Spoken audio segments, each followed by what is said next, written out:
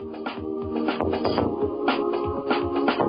to the What Really Happened radio show. The history the government hopes you never learn. Here is your host, Michael Rivero. And aloha, America. Welcome to our show. It's Wednesday, September 18th, 2013, middle of the weekday, hump day, starting that long, slow glide down to Pauhana Friday, and hopefully another relaxing weekend. I don't know. Last couple of weekends have been really stressful and tense with all this warmongering and everything else going on. We have a lot of stuff to talk about today. Our phone lines are open, 800-313-9443, 800-313-9443. Manny is sitting in our control room, ready to grab that phone the instant you call on in with your comments and observations and questions about just what's going on, and there's a lot of stuff going on there. Now, I'm going to spend a little bit of time on that Washington, D.C. Naval Yard shooting, because some additional information is surfacing. Apparently, this gentleman was receiving U.S. government payments for a partial disability that he acquired somewhere along the way, and according to the European press, we're not seeing this in the American media, European press, he was attending college and apparently was on some kind of a subsidized student loan or grant program to fund his education. Apparently he had been a little upset over losing his job in January, but January is too long ago, and there had been some kind of kerfuffle over his payments being cut back because of austerity. But the bottom line here is that nobody can find any motive for Aaron Alexis to have done any of this stuff. They're blaming the guns, they're blaming violent video games, but none of that makes sense. And slowly, inexorably, the blame is narrowing on whatever prescription psychiatric medications he was put on by the Veterans Administration to deal with his mental problems, of which he had many. And, of course, nobody wants to talk about that in the corporate media. Don't want to lose those big pharmaceutical advertising contracts. Congress held hearings on the problem. They know it's a problem, but they chose to do nothing. Same reason. Big Pharma hands out all kinds of campaign checks every election season. Can't bite the hand that feeds us there, people. But somebody wrote in with a very interesting observation, because on some states, the state paperwork for acquiring a firearm does include a question. Are you on prescription antidepressants? And if you answer yes, you will be denied a firearm. And at this point, I can't see a problem with that. And yet, we know an average of 1 out of every 5 Americans are on these SSRIs, which means 1 out of every 5 police officers are on these mind-bending drugs, and they're allowed to have and use firearms and tasers and clubs and everything else they're using. And apparently, there was an issue raised by the IACP Psychological Services section involving studies down in South Florida showing that police officers were being prescribed these SSRIs more and more and more. So the percentage of police officers on these dangerous drugs is higher than the national average. And they're being prescribed Prozac, Paxil, Zoloft, Luvoq, and Lexapro. Many of these are on that list of the top 10 violence-inducing medications. And this could go a very long way to explaining this surge in unreasonable police violence we're seeing against the American people. They're doping them up with these medications where they just say, I feel like smacking this person around, and they go ahead and do it. But, of course, the official U.S. government policy is, we got to blame the guns. It's the guns. It's really the guns' fault. You know, when it's a mass bombing, we blame the bomber. And when it's a mass shooting, for some reason they blame the guns. And it reveals a bias there. And, of course, Obama's already out there calling for gun control, in the aftermath of the shipyard shootings, and he's waving the bloody shirts around as hard as he can. Now, over in the Congress, Senate Majority Leader Harry Reid is saying as much as he would like to have some kind of a gun ban, the votes for it are not in the Congress. Because, again, especially in the House of Representatives, they're all up for re-election next year. And they all understand that the American people are very much opposed to gun control for a very simple, common sense reason. Last year, drunk drivers killed 1,082 more people than gun owners did. But nobody is demanding that we take cars away from the majority of responsible, sober drivers because of the crimes of the few. Everybody understands that the cause of drunk driving accidents isn't the car, but a drug, alcohol, that affects the brain. And it is, in fact, already illegal to operate a vehicle while you're on drugs. But the government is taking the attitude that they need to take guns away from all the sane, law-abiding American people because of the crimes of a few who are taking or withdrawing from prescription antidepressants. Now, there's another factor to keep in mind. The shooting in the Navy Yard once more proved to us all that law enforcement are never present to thwart a crime. They'll gladly show up after it's all over, and they'll pick up the dead bodies and they'll pose for the news cameras, which they've been doing a lot of over the last couple of days. But they are rarely, if ever, there in time to stop the crime from happening in the first place. Meanwhile, every year in this nation, 1.6 million crimes are thwarted in progress by law-abiding citizens with legally owned firearms. Little statistic the gun grabbers don't want you to think about. And one more little number you might want to keep on your little list of things to tell the gun grabbers. The average number of people who die when police stop a mass shooting is 18.25. The average number of people who die when an armed citizen stops a mass shooting is 2.2. Which is why when a citizen stops a mass shooting and there's only 2 dead bodies, it doesn't rate in the news coverage. It's not bloody enough. Remember the wisdom of the corporate media. If it bleeds, it leads. If it thinks, it stinks. And, of course, the police and the government don't want the American people to understand that they're actually much more safe and secure protecting themselves instead of sitting there on the phone, dialing 911, being put on hold an average of, 20 minutes? And waiting for the police to come up and deal with the bad guys, who are going to be done with their business and gone long before the police ever get there. So they're basically hauling out all of the gun grabber arguments here, and over at Daily Kos, and I don't really spend a lot of time with them because they're recognized as being an Israeli propaganda organ. They had an article out there, How to Ban Guns, a Step-by-Step Long-Term Process. And this article is all about, here's how you have to scare the people into surrendering their guns, here's you have to start with registration, and just step-by-step how they're going to disarm the American people. Now, Representative Eleanor Holmes Norton from the District of Columbia is saying that the Navy Yard shooting was all the fault of the Second Amendment, and saying it's the accessibility of guns that makes these things happen. No, it isn't. We have documented the link between SSRIs and acts of inexplicable violence. And again, for all the searching the CIA and FBI and everybody's doing, they can't come up with a reason why Aaron Alexis walked into that yard and just started killing people. He doesn't seem to have had a motive other than an adverse reaction to these prescription psychiatric drugs. Now, as I mentioned earlier in the week, somebody blew the whistle on these high school textbooks that literally rewrote the Second Amendment to make it sound like the right to keep and bear arms is only if you're in a government-controlled National Guard militia. It's a complete, deliberate misinterpretation of that. The latest update is the parents in that school district are trying to bring the issue before the school board, and the school board is basically digging their heels in, saying that, no, you have no authority to bring issues before the school board. We'll decide our own agenda, and we're not reevaluating the textbooks for another 3 years anyway, so please go away. Now, earlier today, I got some scans of a college textbook in the mail, which is also attempting to rewrite the Second Amendment to make it sound like you're only allowed to have guns if you're in some kind of government-controlled militia or National Guard.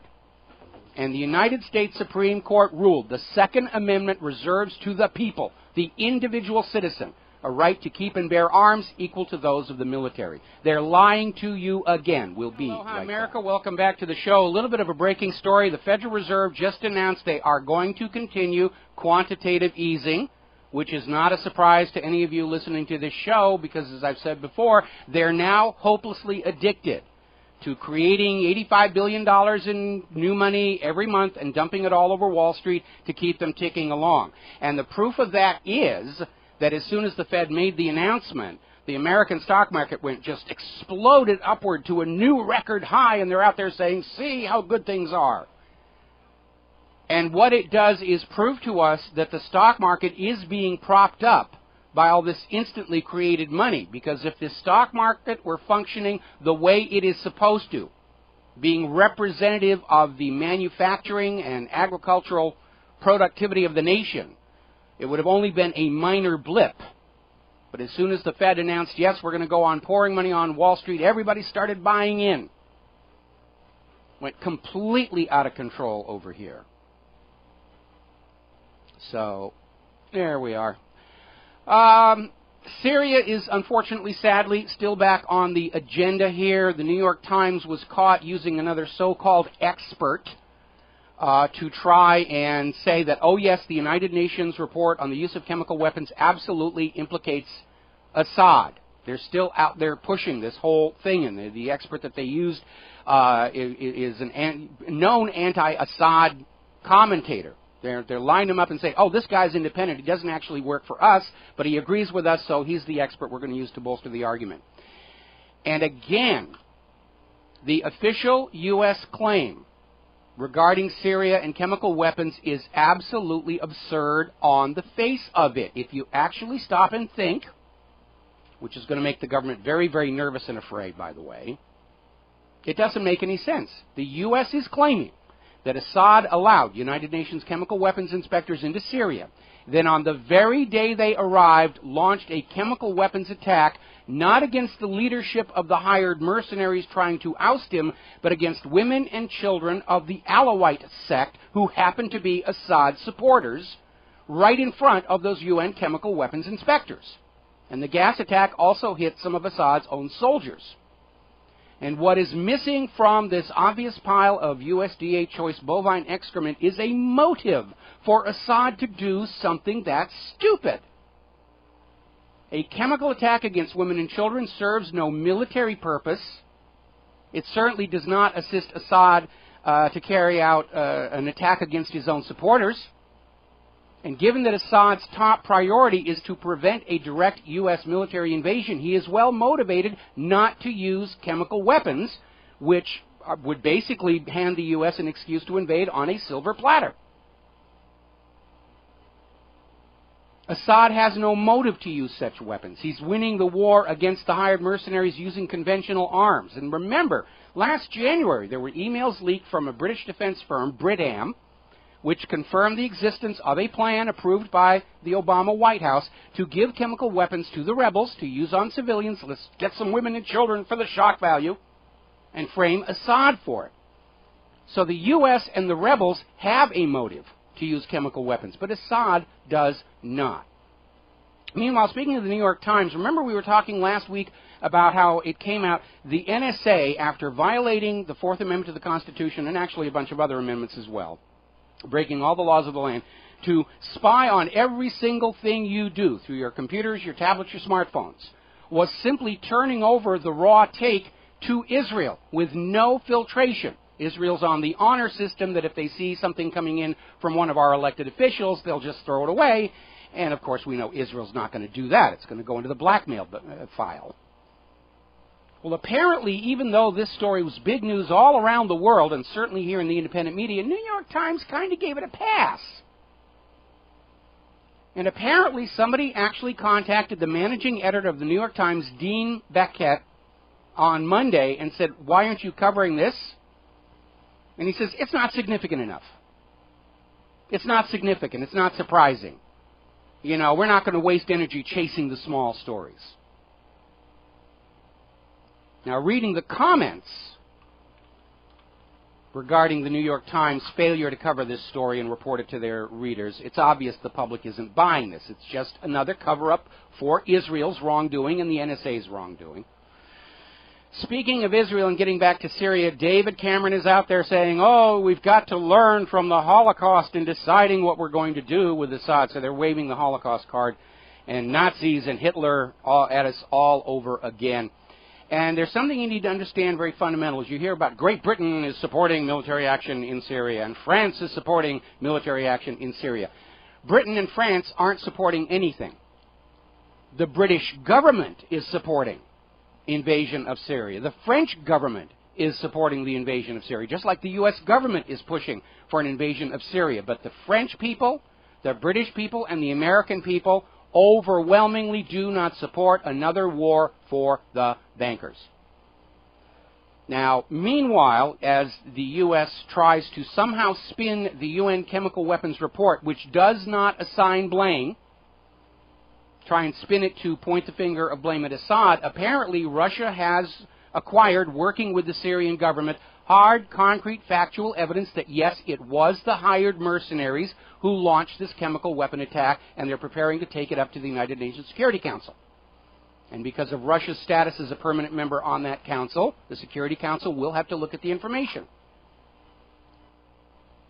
Meanwhile, Obama is preparing to go back to Congress to try and resell an invasion of Syria. They're trying to find a way to move the war forward. And I told you, even though we scored a victory, and we called Congress and we said, no way. And Congress said, we can't do this. We're up for re-election.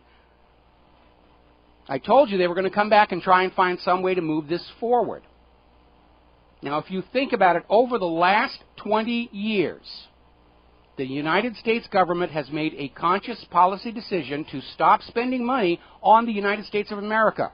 Our roads are crumbling, our bridges are collapsing. Something like 7,000 U.S. bridges are now deemed not structurally sound.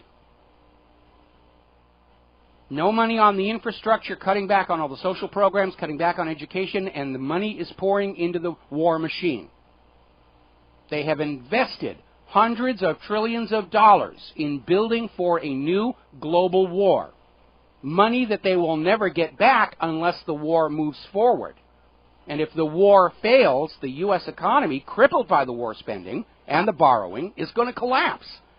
So you need to understand, from the point of view of the war hawks, whether it's Obama or John McCain or Kerry or any of these other people, in their minds, there is no choice. They must have the war by any means, fair or foul.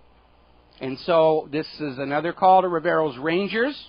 You've got to keep calling that Capitol Hill switchboard at 202-224-3121. Leave messages for your representative and your senators and say, no, no, no. We know you're lying about Assad's weapons of mass destruction, just like you lied about Saddam Hussein's weapons of mass destruction. We do not support this war. We will vote you out of office next election if you move forward. You can call the White House comment line at 202-456-1111 and just leave a message for Obama. We know you're lying to us, and we will not support this war.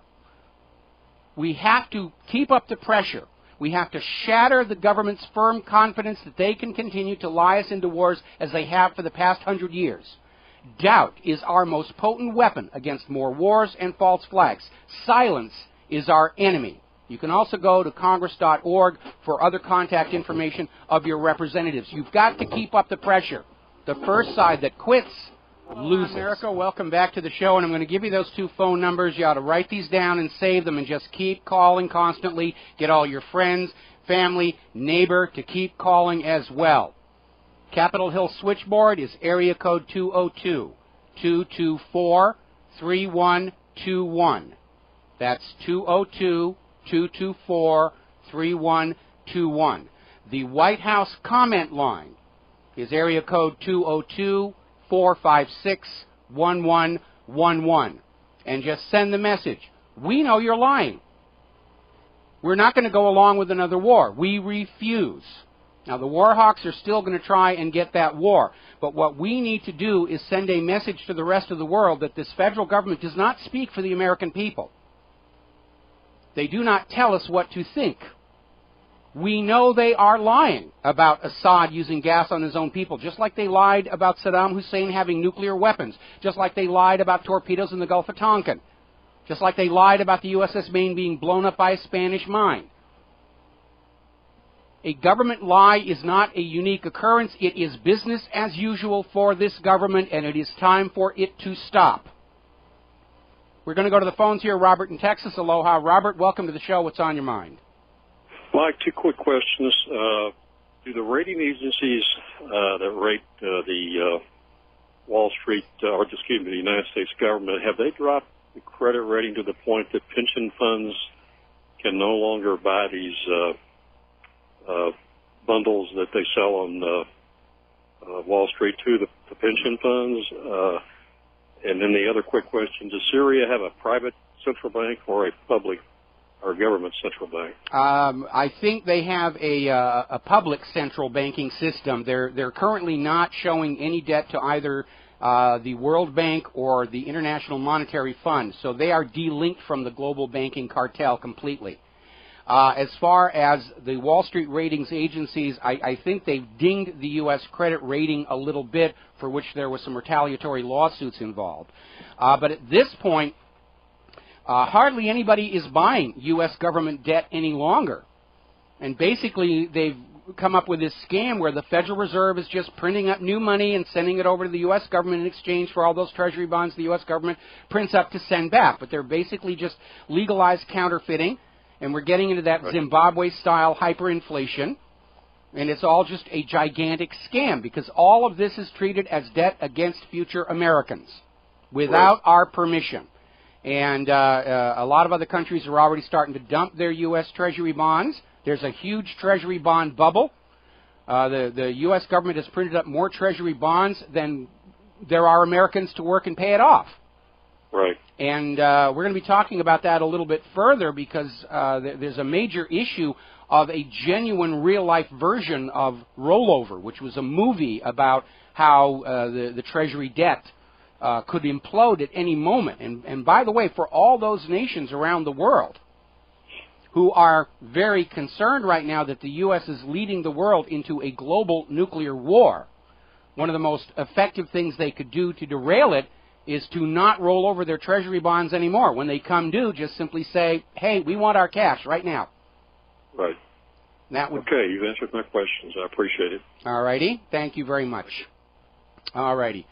So if you thought the situation with Syria was over and done with, it isn't. The war hawks are still trying to find some way to move this thing forward and try and get it into Syria, and they're already talking about Iran. Netanyahu's coming out here, end of the month, he's going to meet with Obama about what we must do about Iran. And remember, Iran has not launched a war of aggression in over 200 years. It is not their nature. As opposed to the U.S. and Israel, which can't seem to go for 6 months without bombing somebody or attacking somebody. Now, speaking of Iran, there's a very wonderful video that we found and we put up at the front page of whatreallyhappened.com. It's titled, Don't Tell My Mother I'm in Iran. And it's just a documentary of this gentleman visiting Iran and finding out that, hey, it may be a different religion, but it looks a lot like just ordinary people. They're playing basketball, they're doing rap music. We posted another article about, night clubbing and the nightlife in Tehran. And the image of Iran that you have been fed by the corporate American media is, shall we put it delicately, highly inaccurate. This video, Don't Tell My Mother I'm in Iran, opens on an Iranian ski slope. They're out there skiing and shussing and stem Christies and all that other stuff. They're having a good time. They look, they're people. They're ordinary people, just like us. And it's worth looking at that video. And we're going to try and find more of that to basically present to the American people in the world an image of these people we're being told we must hate and destroy. Now, I went over to YouTube and I did a search for this same video. We've linked it from a different site from YouTube. Over at YouTube, I found one copy, but I found records where it had been uploaded already 4 times and then deleted by YouTube. They don't want you to see that these are human beings on the other side of those cruise missile attacks. Meanwhile, of course, Obama has announced he will not meet with Iran's president in New York when the United Nations General Assembly convenes next week. I guess the attitude from the White House is, what's the point? We've already decided we're going to invade Iran, and just talking is a waste of the president's precious time here. Very alarming development, and this gets back to Syria. As you're probably aware, Vladimir Putin is now considered a global peacemaker, far more deserving of the Nobel Peace Prize than President Obama, over the deal they had for Syria to surrender their chemical weapons, and Syria has already signed and ratified the Chemical Weapons Convention. implementing the deal that the White House already agreed to. And now the White House is pulling back and saying, no, we need to change the deal. And they're making a big stink over the use of force option. They're now demanding it has to go back in there. The White House already agreed to a deal for Syria to surrender their chemical weapons, the Russian deal, with international observer oversight, but without the military option. And now they're trying to put it back in. They're trying to break the deal. And they're making a big deal about it because they already know use of force will never get through the United Nations Security Council. And so what they're building is an escape hatch where they can get out of the deal and say the war with Syria is still on. Because remember, this war in Syria and the war in Iran and the war on the rest of these places got nothing to do with chemical weapons. It's all about forcing the world back onto private central banking, forcing the world back onto the petrodollar deal, forcing the world back onto Bretton Woods. That's what this is all about. And the problem we are dealing with right now is that the warmongers in government and Wall Street, from their point of view, the war is absolutely essential. There is no choice. They must get it, or all their little scams and enterprises are going to fall apart. And they are desperate to move this forward, which is, again, why it's so important for you to call everybody in Congress, the White House comment line, everybody in the media, and just keep sending the message. We don't believe you guys anymore. We have been lied to one too many times. We understand you are lying to get us into another war for the bankers. We won't pay for it. We won't support it. We won't allow our children to die in it. If you think invading Syria is so important, here's your rifle. Here's your parachute. We ran out of the desert camo, but we've got a bright day-glow orange jumpsuit for you left over from Gitmo. Watch your head climbing into that transport plane, and we'll call Assad and tell him you are on your way to kick his butt all by yourself. And I think it would be a really good idea. Let's grab all these people, Kerry and McCain and Obama, who think war on Syria is so great. Let's fine. Send them over there. Drop them on parachute right into the middle of Damascus and say, go to it, have fun. Now, turning to the economy, we are hearing the beginnings of a battle in Congress over raising the congressionally mandated debt ceiling.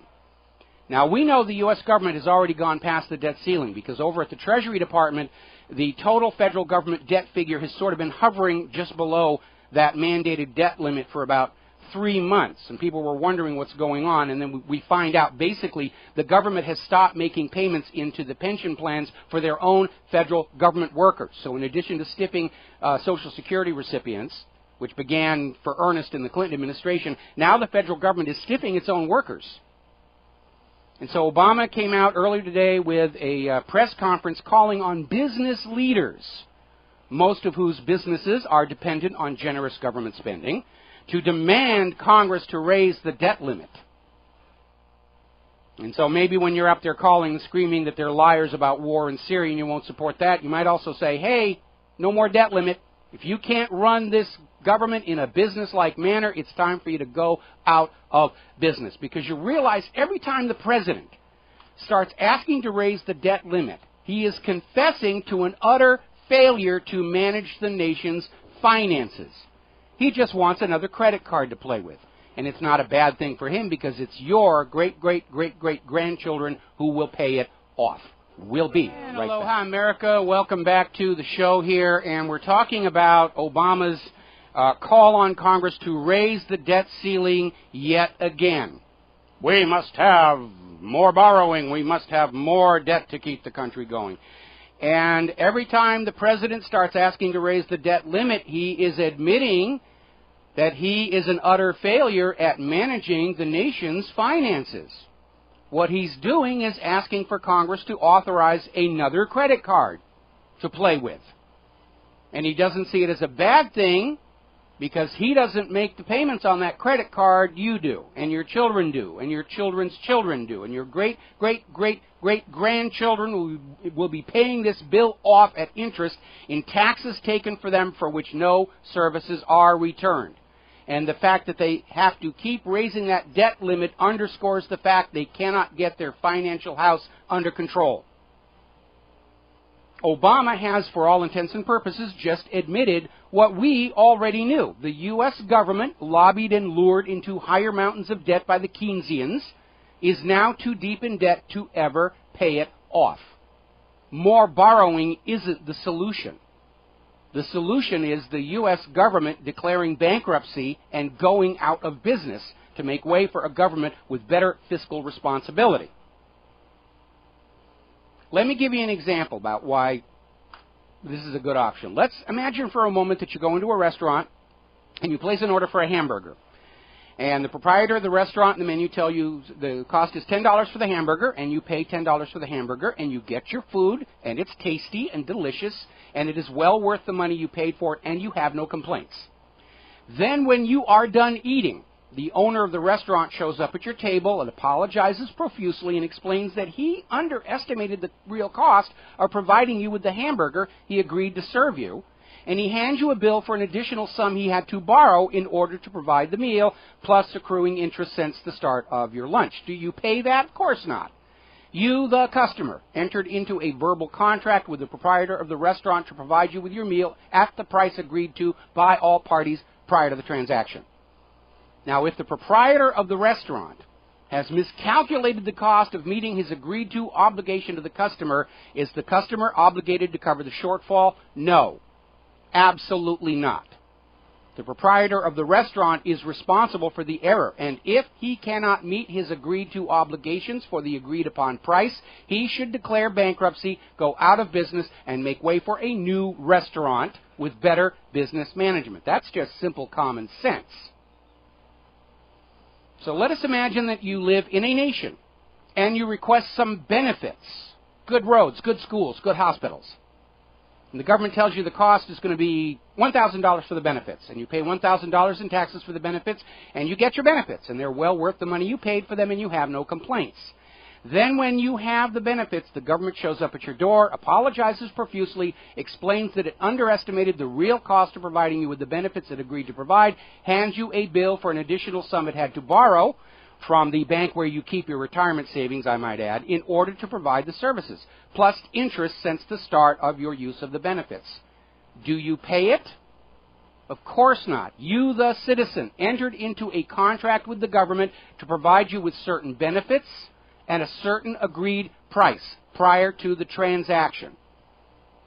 Now, if the government has miscalculated the cost of meeting the agreed-to obligations to the citizen, is the citizen obligated to cover the shortfall? Well, the government's going to say yes, but I say no.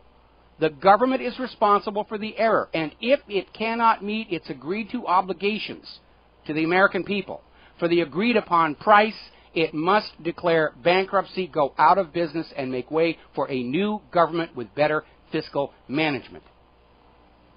Of course, the issue really isn't all that simple. The U.S. government has already spent trillions of the public's money not in the public interest and against the people's wishes to save Wall Street CEOs from having to go to prison for the mortgage-backed securities fraud. They've spent trillions more in war payments, extortion payments to Israel, and building the largest mass murder machine in the history of mankind. The government sold you a hamburger, took your money, and you didn't get a hamburger. You got something else. They say, we had to spend your money over here instead, and aren't we doing a good job? And then the government in desperation tells you that if you do not pay the higher taxes or allow the government to borrow more money from the banks, they in turn will refuse to repay the money they already borrowed from the bank where you keep your retirement savings, and you will have no retirement, which they're already doing in Social Security and those federal retirement pensions. The government is constantly making the claim that we, meaning the American people, have already spent the almost $200 trillion that the federal government owes, and that therefore we, meaning the American people, must repay it. That is nonsense.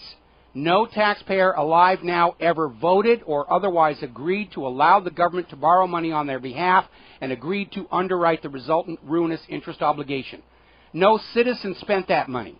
The government spent it to keep promises it had no business making in the first place, to do favors for foreign governments, to wage pointless wars, and to buy get-out-of-jail-free cards for their Wall Street cronies.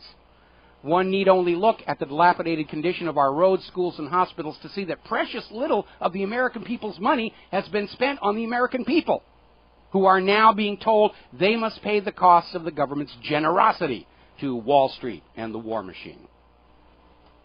Now, the Federal Reserve Act was voted into law December 23rd, 1913. This is the law that replaced our government-issued value-based currency with paper notes borrowed from a central bank at interest. And that interest has accumulated over the last century into the crushing debt we are pledged as slaves by the U.S. government to repay. Now, it should be noted that since the money creation authority was vested in the U.S. government by the Constitution, only a constitutional amendment could transfer that authority to a privately owned central bank. I would therefore argue that our current system of economics is illegal and unconstitutional.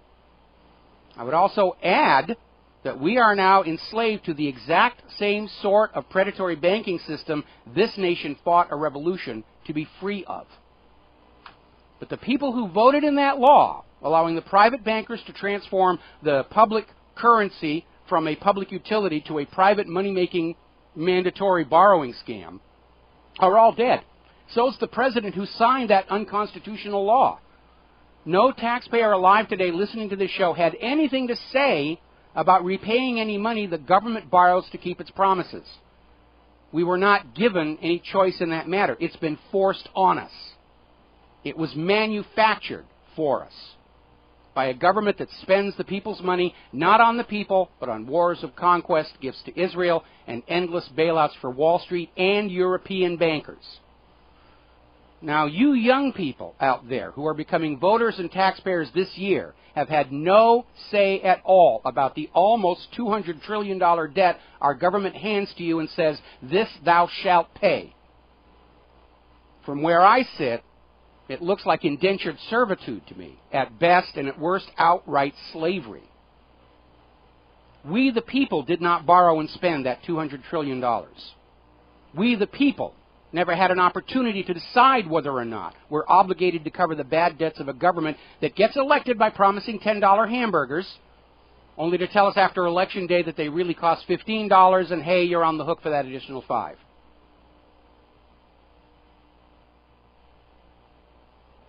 It's time for this government to go away and be replaced with something better.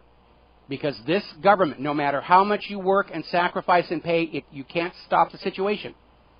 Because we are enslaved to a private central bank that by design creates more debt than money with which to pay the debt. There is no way out of the trap as long as you play by the rules you've been taught to believe represent the way things should be. It's rule by compound interest.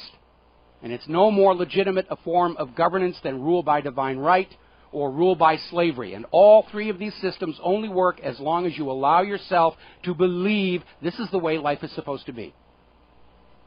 The only legitimate form of governance is self-governance. That was the founding principle of this nation. And Woodrow Wilson himself said, we lost that.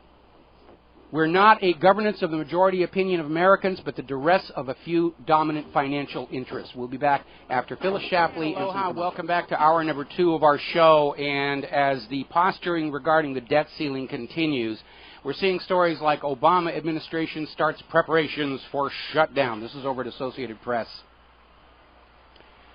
And it's really like professional wrestling. If you think about it, the president and the Congress are going to get in the ring and they're going to sneer at each other and they're going to wear these funny little masks over there and they flex their muscles and slap each other around. But you know that it's really just all a performance. And we know in the end they'll raise the debt ceiling, because to not raise the debt ceiling means they are out of a job. That's what's going on there. But Obama is saying, we're making preparations to shut down the government if the debt ceiling is not raised. Well, great if it happens. Good idea. Shut the federal government down. Let's start by shutting down the TSA, the Department of Homeland Security, the NSA, the Department of Defense, actually the Department of let's go bomb some other people and take their wealth. Shut down the CIA and the FBI and every other government agency that makes war, spies on, and harasses and loots the American people, because they're not doing the American people any good whatsoever. Of course, we know what Obama is really talking about. He's going to shut down those few remaining services that the American people are willing to pay taxes for, like education, maintaining the national infrastructure, because he wants to go on showering money, hundreds of trillions of dollars into wars of conquest, propping up Wall Street, and providing more weapons to an already nuclear-armed Israel. And that's really the process we're seeing. The taxes are going up, and less of it is spent on you. And if you don't believe me, just walk around your local community and look at the dilapidated condition of this nation. Everything's dirty, it's not maintained, it's rusty, it's corroded, it's cracked, it's falling apart. That's the reality of what's going on here.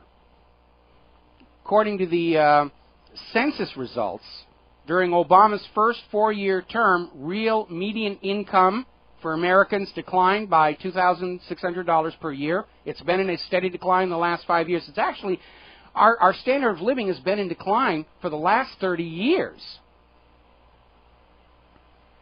6,667,000 more Americans are now living in poverty since the beginning of Obama's first term. A record 46 million are now considered poor in the United States of America. But we can spend all this money on war machines that don't work, like the F-35, and propping up Wall Street. Now, a story that we saw over in Blacklisted News is the Treasury Secretary making a comment that sort of reveals how fragile and unstable the U.S. government finances are. Because when the U.S. government issues these Treasury bonds, and they sell them to other foreign investors, they run it as sort of a fractional reserve system. In other words, they are relying that people will just hold on to the bonds and roll them over. And every week, the Treasury rolls over approximately $100 billion in Treasury bonds. And he's out there on record saying, if holders of Treasuries decided that they wanted to be repaid in cash rather than to continue to roll over their investments, it would wipe out the entire cash balance of the federal government overnight. Now, there was a movie called Rollover, which was an attempt to demonize the Saudis, but it basically underscored that this whole system is just propped up by all this paper and rigging to the point where it is very fragile. And if the rest of the world really decides they have to stop the U.S. from pushing forward into a global war of conquest, they have an easy weapon with which to do it. And that is, as their Treasury bonds come due, $100 billion worth every week, they just say, I want the cash instead. Now, there's a video at the front page of whatreallyhappened.com. The headline reads, Gold Gone, Germany Baffled as Fed Bars Access to Bullion. This is from Russia Today, and it reports on an aspect of Germany's attempt to repatriate their gold not reported in the American media, which is that Germany is seriously angry over what the Federal Reserve has done. And inside this report was a revelation of yet another way the Federal Reserve is scamming the rest of the world. Apparently, during World War II, the Federal Reserve convinced nations in Asia and Africa, in order to protect their gold from the possibility of invasion by the Nazis or by Japan, that they would store their gold in the New York Federal Reserve, and the Federal Reserve issued New York Federal Reserve gold certificates in exchange for the gold bars. So they could carry the certificates around and say, this is our gold, it's safely in New York, we can't have it stolen by the Nazis and the Japanese when they invade. Then when the war was over, these nations went back to the Federal Reserve and presented their gold certificates, at which point the Federal Reserve said, oh no, those are obviously fakes.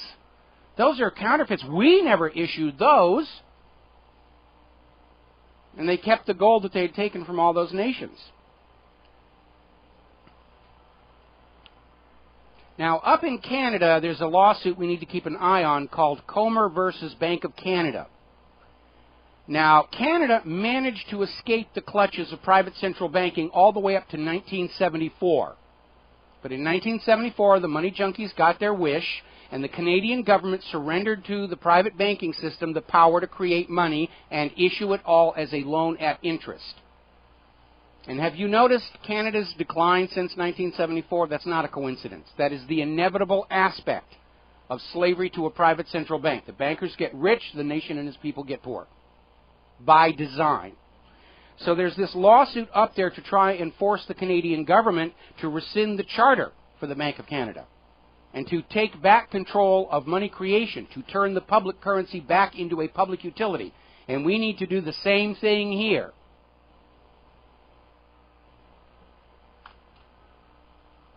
We were talking the other day about how Hungary is now severing their relationship with the global banking cartel. Said, we don't want to do any more business with the IMF. We don't want to do any more business with the World Bank. We're just going to come up with our own currency for internal use. Go get stuffed. How they're going to sell you a war in Hungary, I don't know, but I'm sure one is in the planning. Egypt is apparently planning to cut their economy off from globalist banking influence. Maybe that was one of the fallouts of the counter-revolution against Mohammed Morsi, which looks more and more like a U.S. and Israel-sponsored counter-revolution than a genuine rejection of Morsi by the Egyptian people. Over in Greece, their foreign minister is saying Greeks cannot suffer any more austerity, and he's saying their nation has hit the red line of collapse. If any more money is taken out to give to the private bankers, if the Greeks are asked to surrender any more, the whole country is going to collapse and fall apart. And by the way, when that happens, those credit default swaps sold against Greek debt by Wall Street will come due and payable and begin a huge cascade. And these credit default swaps were recklessly sold by Wall Street. They made huge amounts of money off of it, and they do not have the cash reserves to pay the claims. We know what Wall Street's going to do. They're going to turn around to the U.S. government and say, we need another bailout. We're sorry. We meant well. We thought we'd learned our lesson from the 2008 mortgage-backed security fraud, but hey, you know, the temptation is just so strong out there. Now, I'm putting up a story. I don't have it up there yet. I'm going to finish it up over this next commercial break where Glenn Beck keeps coming back to this idea of his that the 2008 economic crash was intentional and an act of war. And apparently, according to a letter I got from a listener today, he was on that same topic again. And I'm going to talk about this when we come back with regards to a virtual computer-based 9/11. Hi, America. Welcome back to the show here. And we're talking about how Glenn Beck in times past has tried to sell the idea that the people on Wall Street are really just a great bunch of Joes who would never, ever, ever, ever cheat anybody, even though we know that they do all the time, Bernie Madoff being a good example. And how the crash of 2008 had nothing to do with overinflated mortgage-backed securities and reckless selling of credit default swaps, and it was an evil plot by the Russian, Chinese, Syrian, Iranian, whoever we need to invade this week.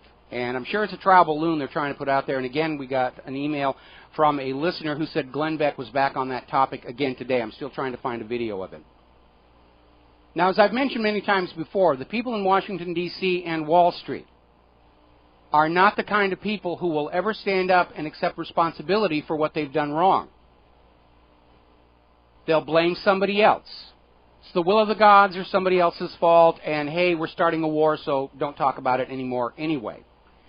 And I have postulated, as we talk about false flag attacks, that one very possible plan that may be under consideration in Wall Street and Washington, D.C. is a virtual 911, where at the point where the U.S. financial system is going to start coming apart, let's say that all those foreign holders of Treasury bonds decide not to roll them over next week, that the U.S. government would intentionally crash the computers of the financial system to erase all the records and say, hey, we don't know who we owe money to. Guess you're just out of luck. Yuck, yuck, yuck. Talk to your insurance carrier. And blame it on Iran or Russia or China. And so when I hear anybody in the corporate media trying to claim that the crash of 2008 had nothing to do with the financial shenanigans of the bankers, and that it was an evil plot by the designated enemy of the day, It makes me wonder if they're still considering trying that stunt. Meanwhile, even the corporate media is carrying the story that Russia is now up at the UN Security Council presenting their evidence that, in point of fact, the August 21st attack using chemical weapons was carried out by the hired mercenaries. And the American corporate media is trying to say, oh, you can't listen to they're Russians. You don't want to listen to them. Remember, they're all secretly commies. They all secretly worship Stalin and Lenin and all this other stuff out there. But again, I don't need Russia to tell me the rebels did it. Logic tells me the rebels did it, for reasons I've already abundantly made clear on this show here. And, showing that members of the United States Congress are capable of throwing childish tantrums.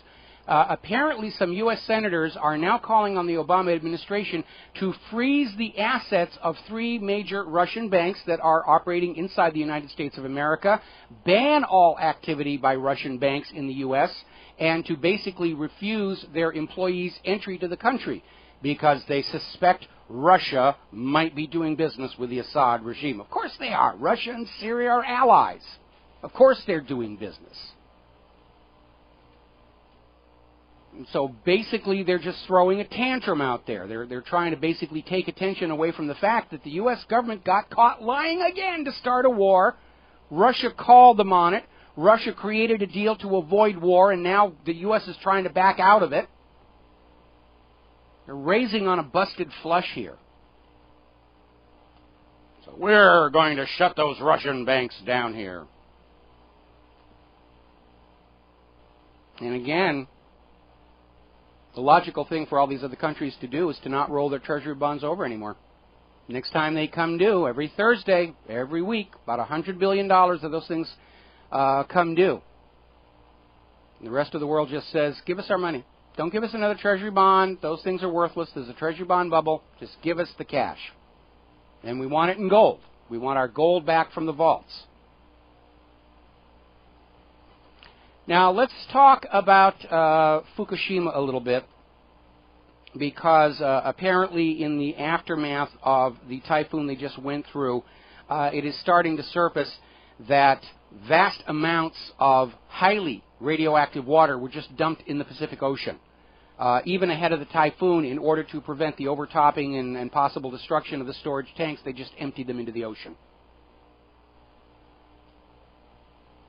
And apparently, according to Ted Gunderson, the boron that is in the cooling fluid used to try and draw away the residual heat from the spent fuel rods has been exhausted. And there's a concern that if these spent fuel rods get too close together, as the ground starts to subside, they can start having a nuclear chain reaction. I'm already of the opinion that the recent increase in radioactivity coming up out of the ground is because there is a spontaneous fission reaction taking place down there in the ground underneath Fukushima. Even the New York Times is now reporting that experts are saying molten fuel may be underground beneath the Fukushima reactor buildings, and that, of course, there's no way to get it out. There is no way to get it out. It is far too hot. Even if you built a gigantic digging machine to just try and scoop it all out, the scoop would melt. Story that we're seeing out of naturalblaze.com, your days of eating Pacific Ocean fish are over, which is a shame because here in Hawaii, that's where all of our fish comes from.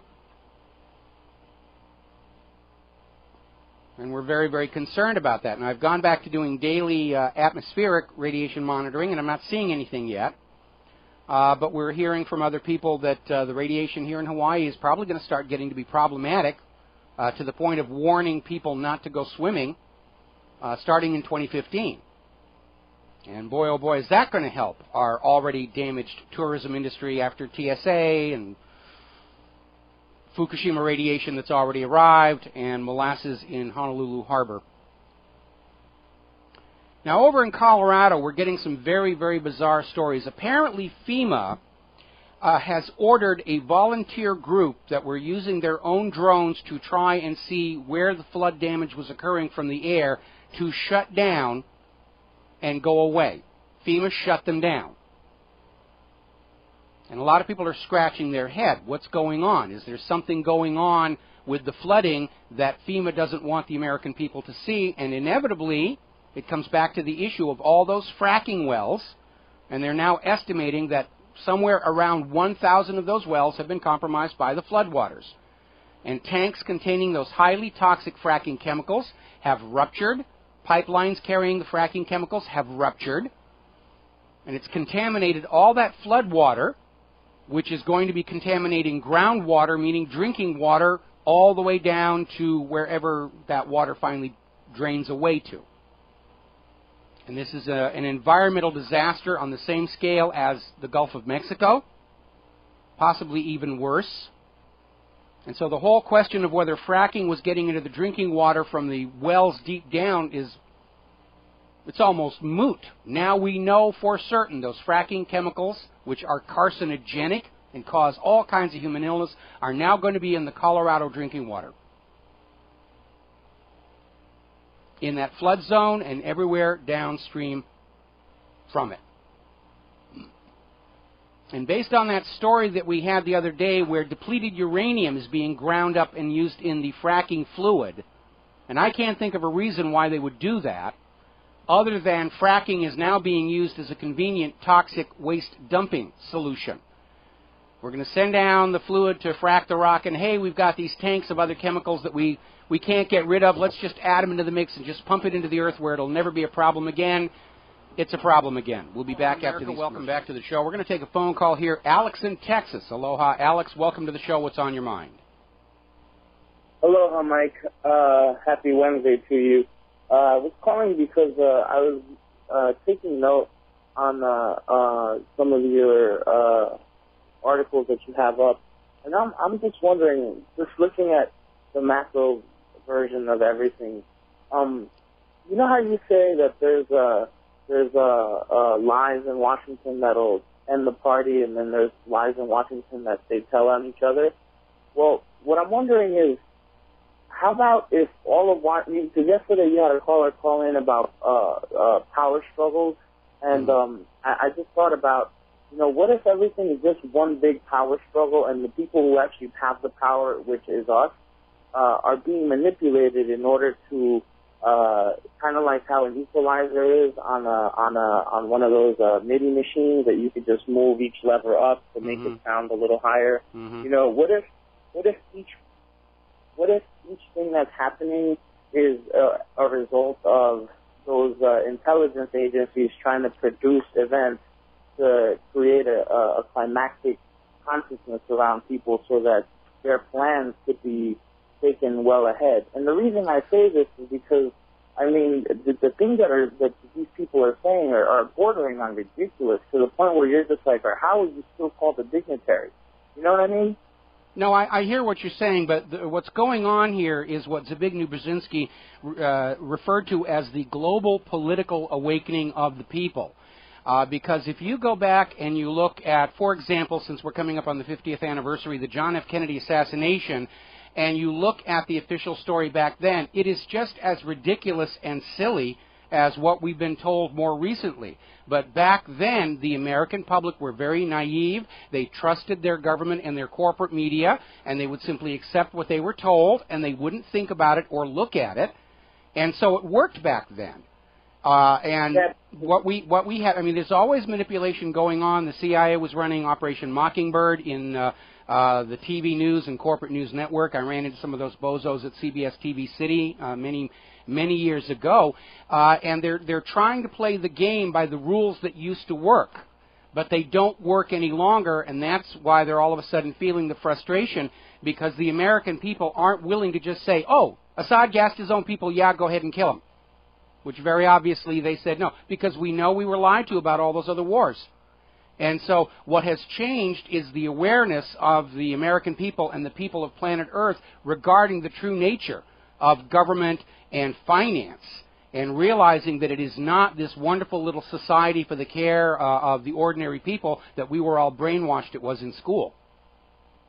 What do you think is happening within the military ranks that's actually, and the intelligence ranks, that's actually shedding some light to a lot of these things is making our servicemen say, you know what, no more.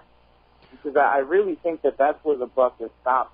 I don't think that they can get any military action because our guys are just refusing to do it.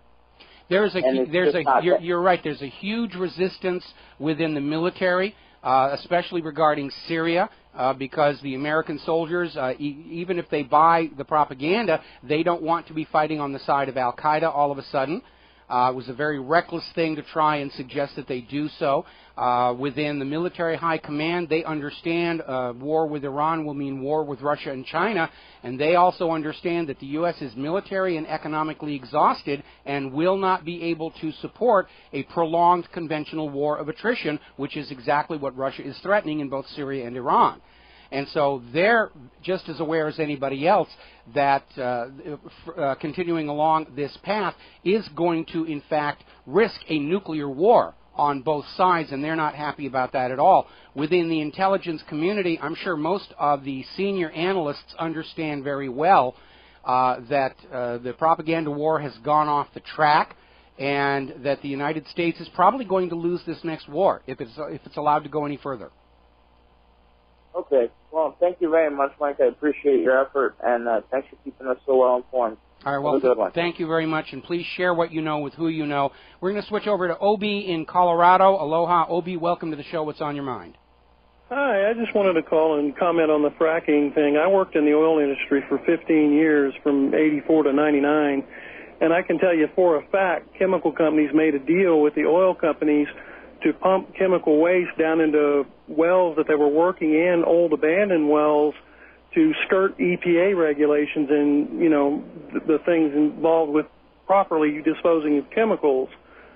And, you know, fracking is not a new technology. It's been around for a long time, and all you really need to frack is mud. And, that process is not that hard. It's just sand and water, and they pump it down in the well, to do the fracking. They don't need all those chemicals to do that process. Well, I'm not surprised. And the problem with fracking and using it as a toxic waste disposal is they're doing it on the idea that, hey, we're going to pump it down into the ground and the problem has gone away, and no, it isn't. Because we already know it's seeping up to the surface. We've had this horrible Colorado flooding situation. And the problem is it's a one-way process. Once you've pumped all those toxic chemicals down into that subterranean strata 1,000 feet down, there's no way to just pump it back out to fix the problem. It is there permanently, and future generations of Americans are going to be drinking that stuff in their drinking water, unless Nestle succeeds in saying, oh, you can't get water out of a tap, you will buy your purified water from us at a huge markup. Well, that's correct, but they've been pumping those chemicals down in the wells for 40 years. It's not something new. It's been going on for a long time.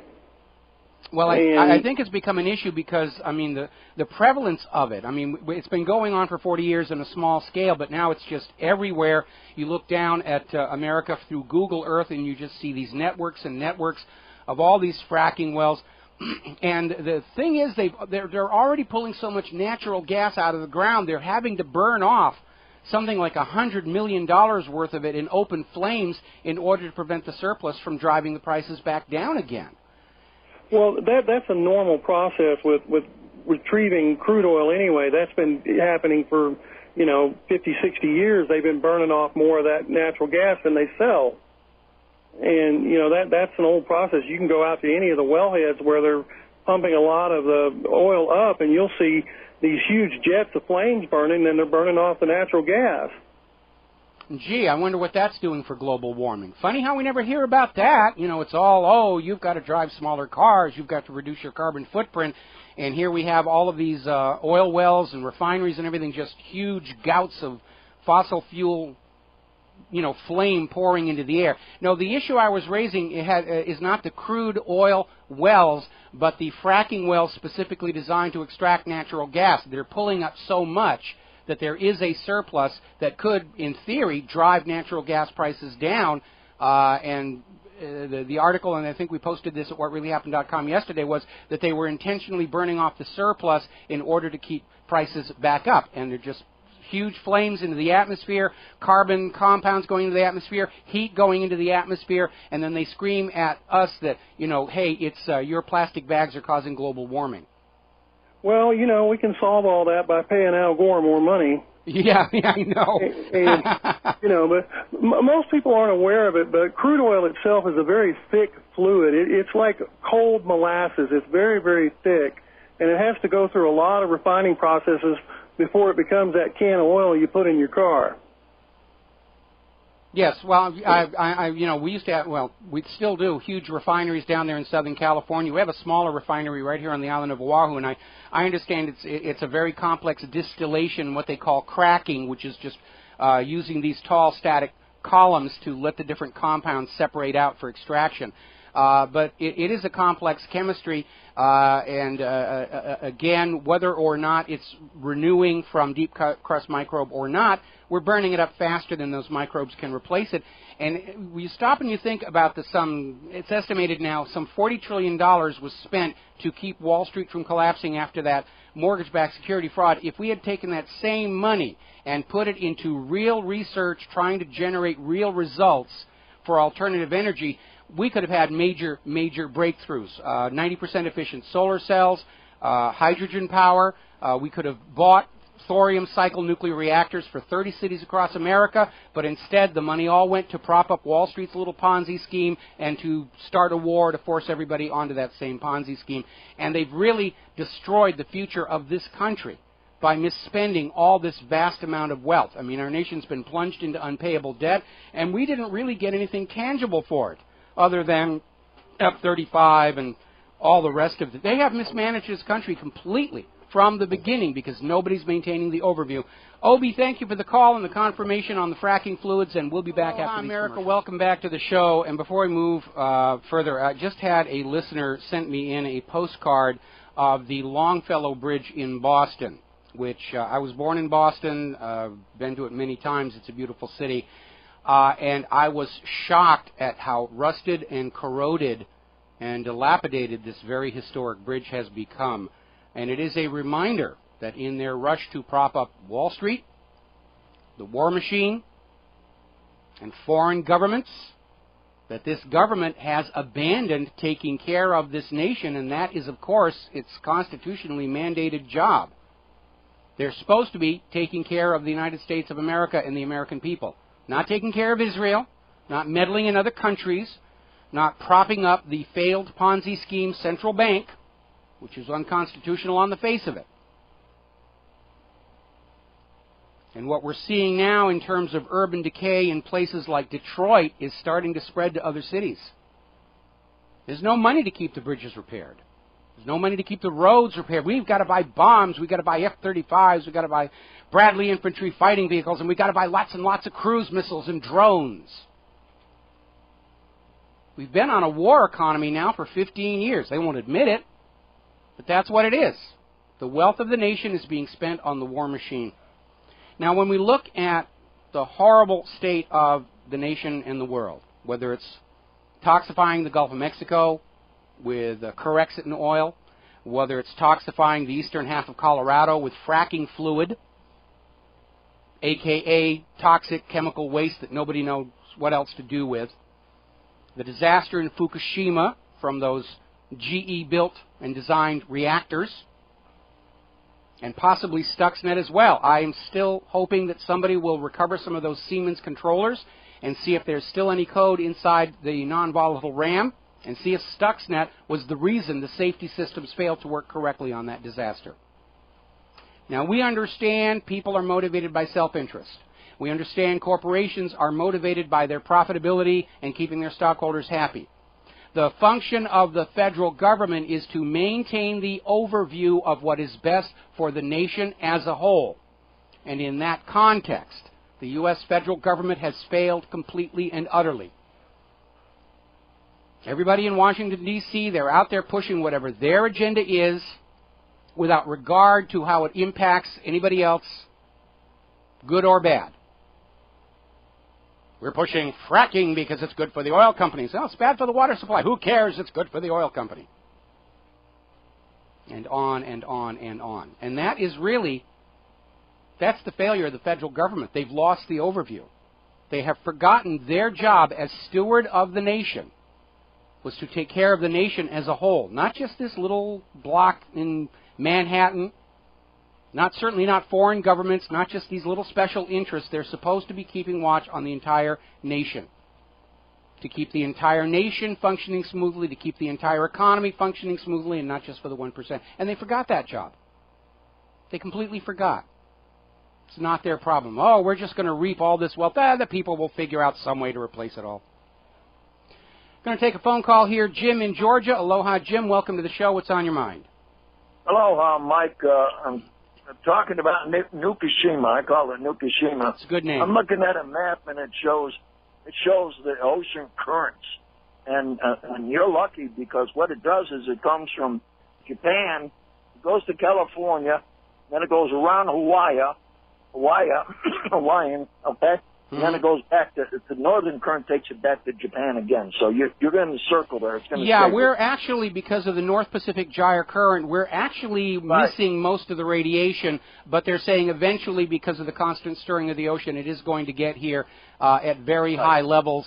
And maybe along with our warnings about sharks and jellyfish, we're not going to have signs on the beach, no swimming today, radioactive. But I feel sorry for you. What's good about it, it's not coming. It's just going in a circle there, so you keep it with you. Well, the problem, of course, is contamination of seafood, because, we've already lost the Gulf of Mexico for safe and healthy seafood. Now we've got the Pacific Ocean, which is the world's largest ocean and the world's largest source of fish for human consumption. And the problem is a fish 10,000 miles away from Fukushima is going to be just as radioactive as a fish right next to Fukushima, because they get contaminated at Fukushima, and they migrate and swim all across the ocean. They've already caught salmon off the coast of San Diego that were dangerously radioactive. And what's a shame is it's the food I like. It's the flounder, the lobster. And the bottom feeders. The bottom feeders especially are because a lot of these isotopes, because they are very dense materials, they tend to sinter down out of the surface water and collect on the floor of the ocean, where things like crabs are going to pick them up. And like I said, I remember the Deadliest Catch show came out to Hawaii for their end-of-the-year wrap-up, and I was invited down to the set by a member of the crew who's a fan of the website. And off the air, away from the camera, these fishermen were saying their worst fear was that somebody was going to go down and pick up a crab and hold a radiation meter to it and post the video on YouTube. Yeah. Thank you, Michael. All right. Talk to you later. All right. Let's get on to the global warming hysteria. They're trying to fan that one up again. They want to sell you the idea that you have to pay a carbon tax to save the world from your sins. Well, you know something? I'm pretty much sure that my audience had nothing to do with the state the world is in right now. You personally did not go out and melt down those Fukushima reactors. You didn't go out and blow up the Deepwater Horizon in the Gulf of Mexico. And you didn't start the floodwaters and have less than standard piping and tanking and the fracking chemicals so that they were easily ruptured. It is abuse by corporations and short-sighted, money-junkie thinking that has brought all this stuff down, and you're not responsible for it. They're just trying to create a new danger like Saddam's nukes and Assad's gas and human-caused global warming. It's just more of the same stuff. And it has become so obvious that all the prognostications from the Carbonazis have failed to come to pass. The world is not getting warmer. Greenland is not losing its ice cap. The world's oceans are not rising. We've had several hard winters in a row. Years after the Carbonazis, we're going to say snow was a thing of the past. The Arctic ice extent this year is 67% larger than it was last year. We're seeing articles like in the Telegraph, which was out there with the banner about global warming, and now they're saying, yeah, the top climate scientists admit the global warming forecasts were wrong. Golly gee shucky. Well, we knew it was all fraudulent from the ClimateGate leak, where all these emails and actual computer code were leaked out of the Hadley Climate Research Unit at the University of East Anglia, which made it clear they were pushing this agenda and using fakery. Because the more they pushed human-caused global warming, the more funding they would get from Al Gore and his associates. Science is driven by money. It's the golden rule of science. Whoever has the goal decides the science. If you're a scientist and you write a report, a paper, saying, I noticed this interesting phenomenon and it really doesn't affect anything, but it's just interesting, and you'll get published, and that will be it. But if you write a paper that says, I've discovered this interesting phenomenon, and if left unchecked, it will mean the end of the world, and you'll have media coverage and funding coming in. Scientists want the media limelight as much as any movie star or rock star. And so now they're talking about, well, there's obviously a pause in global warming. They're not willing to surrender the idea that the world's getting warmer, but they're now admitting, yeah, there seems to be a pause. It seems to be getting cooler for some strange reason. Now, from 1997 to 2013, the carbon Nazis were predicting the global temperature would rise 0.6 of 1 degree centigrade. Oh, there's a reason to hit the alarm bell, and in point of fact, didn't happen. There has been no temperature increase. Another story that we got out of Stephen Goddard, satellites observing Antarctica and monitoring its temperature have detected no heat increase since they started keeping an eye on it with satellites. It's just not there. We're going to take a break for Phyllis Schlafly and commercials, and we will be right back. Welcome back to the show. And before we get back into ClimateGate, we're looking at the corporate media, and they're just waxing rhapsodic over the amazing performance of the American stock market following the Federal Reserve's announcement that they were going to continue quantitative easing. There was not even a taper. They're just going to keep on creating that $85 billion a month and pouring it all over Wall Street.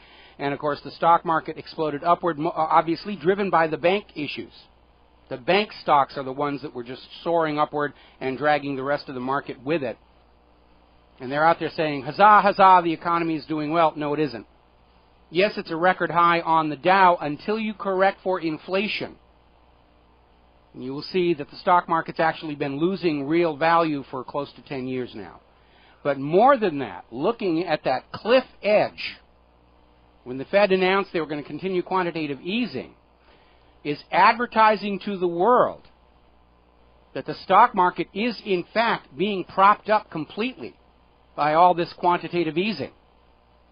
That there isn't any real value in there to sustain these high stock prices.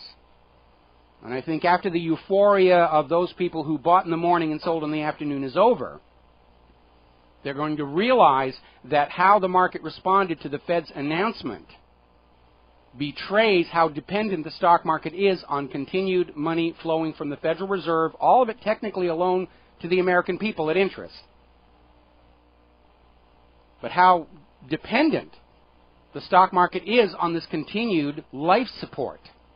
Got a giant IV tube and a needle from the Federal Reserve over to Wall Street, keeping it alive. And yes, they got the corpse to twitch around a little bit today, but that doesn't mean it's healthy. So, anyway, getting back to ClimateGate. As I was saying before we went to the commercial break, satellite data has been collected on Antarctica for, well, quite some time now. And since the start of satellite records on Antarctica, there is no detectable warming. None at all. Remember, Antarctica's going to melt and it will raise the Earth's oceans and drown the coastlines if you don't pay a carbon tax and bow toward Al Gore 3 times daily. And already the carbon Nazis are out there trying to spin it, and I couldn't believe when I saw this story, and for a moment I thought it was from The Onion. But it isn't. This was over at natureworldnews.com, where the new spin is that Antarctica is melting, but it's melting from the bottom up, and that's why you're not seeing any temperature increases on the surface. Well, here, I thought that their claim was that carbon dioxide in the atmosphere was resulting in atmospheric warming, and now they're saying it's warming coming from inside the Earth, which obviously we humans are not responsible for. And this is a continuation of what we saw before when they were predicting, this was going to get warmer, the oceans are going to get warmer, the ice is going to get warmer. We don't see it. It's hidden. That extra heat is hidden in the bottom of the ocean, which is nonsense because hot water rises and cold water descends. They're just saying anything they can to keep this hoax going. They lied to you. Again. In fact, we are, at this point in history, hard-pressed to find anything this government and corporate media have been 100% truthful about. The only thing that we get from the media that we should have any inclination to trust are the sports scores and the weather, and they're not even that good on the weather. Now, as I mentioned before, the Arctic ice has increased 67% over last year. That's a major, major increase. The carbon Nazis are saying, well, it may look wider, but it's really a lot thinner. They're just saying anything they can to keep pushing this global warming mantra, and none of the real-world data is living up to their predictions. And as we documented in our climate page, our ClimateGate page, all along there was fraud and deception taking place. We have a photo of one of the official NOAA temperature monitoring stations sited right next to a trash incinerator. Gee, I wonder if they're recording higher temperatures there. Over the first few years of that whole global warming hysteria, NOAA, citing budgetary constraints, shut down their temperature monitoring stations out in the cooler rural areas and relied on temperature monitoring stations inside cities, which tend to be hot places. And we've got photos of these temperature monitoring stations in the hot air outflow from building air conditioners. But this last Arctic ice extent broke the record for single-year ice growth. Now, how do you know if you're dealing with science versus propaganda? It's really very simple. If somebody is a scientist and they're being scientific and they're looking at scientific method and they've proposed a theory and you come up with experimental evidence that says the theory doesn't work, a real scientist will say, okay, I guess we got to look at that again. And you go back and refine the model and do more experiments and try and find out what's going on. When you're dealing with propagandists who say, we have declared this is so, and you come up with evidence that contradicts it, they get upset. You're a climate denier. You hate the earth. You want us all to broil to death. That's how you tell the difference between real science and a propagandist. Real scientists understand they can make mistakes. Real scientists understand that new data may challenge old assumptions. Real scientists will take that new data and say, okay, we've got to revise our model. The whole point of the scientific method is the recognition that individual scientists can be swayed by personal bias, by religion, by financial pressures. Scientific method is a tool to validate what scientists say independent of the individual scientist. And one of the hallmarks of the carbon Nazi propaganda was when we had all these environmentalists coming out with saying our data shows the world is getting warmer, and people would say, can we look at the raw data? And they said, oh, we erased it. We didn't have storage room on our computer, so we threw away the raw data. Just take our word for it. This is what's going on. Meanwhile, over in the European Union, their climate commissioner is out there saying, well, even if the science was wrong and it's not getting warmer, we've decided the policies we've imposed involving carbon credits and carbon taxes and whatever was the right thing to do. We're doing the right thing even though the reasons for doing it don't exist.